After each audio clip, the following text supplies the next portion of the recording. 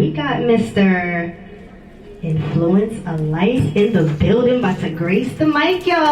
Clap it up for me, please. Let's go, cuz. Let's go. What's up, beautiful people? How y'all doing? Good. Couple real quick plugs, and we get into the poem to get out your way. It's almost like a little family reunion because I got two cousins sitting on the side. We all family. We all cousins. As she spoke previously, I am the host, along with my co-host, Goddess 𝙁𝙂𝙧𝙪𝙧𝙚 of Poetry Realm.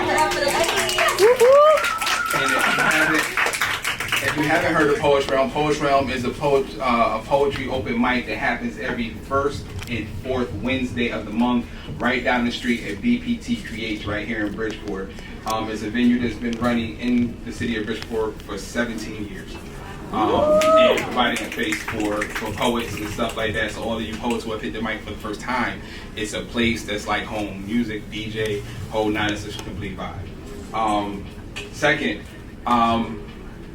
I also create events. I have a grown and sexy R&B and poetry experience going down. Talk about it. It's in New Haven. It's at a 5-star hotel called the 𝘗𝘬𝘪𝘵𝘥𝘪𝘐𝑚𝑏𝑟𝑖A. I created a deal so I take the entire lobby and turn it into an auditorium. And so you're talking about bar, you're talking about gourmet food, whole 9 yards. My cousin Queen is one of the features. And we have a plethora of artists, everything from Velez from right here in your town to Brother Earl from New York. So it's going to be a really dope night, grown and sexy time. Follow me, please, on Instagram, Influence a Life.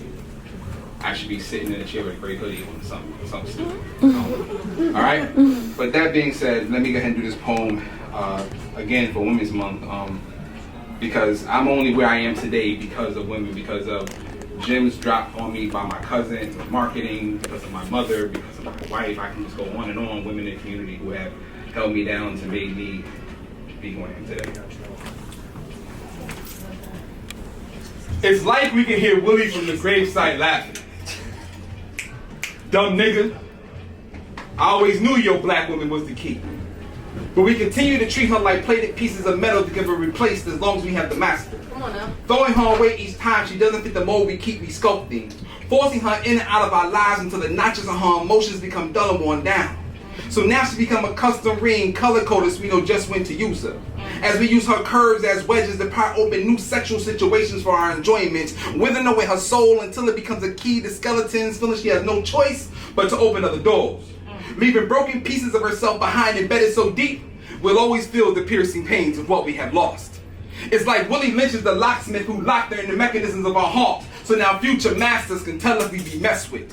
I mean, for the past 400 years, the passionate love she deserves been locked away like valuables in a storage facility. I mean, not allowing her to unlock our potential has made us weak enough to be broken up the hinges of who we are, unlatched, our treasure chest broken open, pirated, forgetting she's the key to enlightenment, have locked us behind doors of uncertainty, confusion, because we have been committing domestic violence way beyond the brink of physicality. We have the nerve to stand in the mirror, and that's the Lord.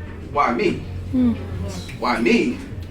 Well, let's try calling her everything from a baby mama to a jump off while she takes care of our babies and we jump off. So it's evident why some women engage in homosexuality. And when you point one finger at her, there's 3 pointed back at us. Because we haven't realized she accomplishes everything she puts her mind to, but we only become accomplished by incorporating her mind too. Because she's the strategist. She's the only one I know that could raise a grade A student, a world-class athlete, and a doctor while living below the poverty line, co-signing her man's future. If you don't believe me, just go ask Coretta. Ask Coretta why Martin is considered a martyr and not an adulterer. So when I say she's the key, I mean she unlocks every emotion. She's the reason for our devotion. Her belief in me is the reason I look fearless in the face of adversity. I mean, shit, I can carry the world on my back only because she's behind me massaging it. Sometimes way back in the cut, not really being seen, but trust me, she's the force of my movement. She's the key to life mathematical equations, so call her the mitigating factor, the truth. Just the sway of her hips and have you singing it in different tongues. I mean, Creole, Spanish, African, because she's the essence that birth nations. Allah said call her earth. Only creating storms in your life when you don't allow her to unlock your respect. So I see the depths of pain pooling in the small of her back, guarding herself against those who can't grasp the concept that any disrespect to her minus disrespect for himself. That's why the vessels in her eyes nourishes her visions of hope. Hope to pull a boy out of the man that's too scared to pull his pride off the pages of imprisonments. So send this message to Stella with a single tear. Tell her she never lost her groove, it was us that didn't know her worth. While you at it, go tell Maya. Go tell Maya we fully understand why she rises, always have to do more than a woman's work just to prove that she's phenomenal. Because it's a fucking phenomenon how one man could take our keys and hide them in between lines to stretch the timeline of 400 years by having us standing here checking our pockets for what's standing right here in front of us, begging to unlock us, saying, love me, I'm the key. Love me, I'm the key. We love you. You are the key.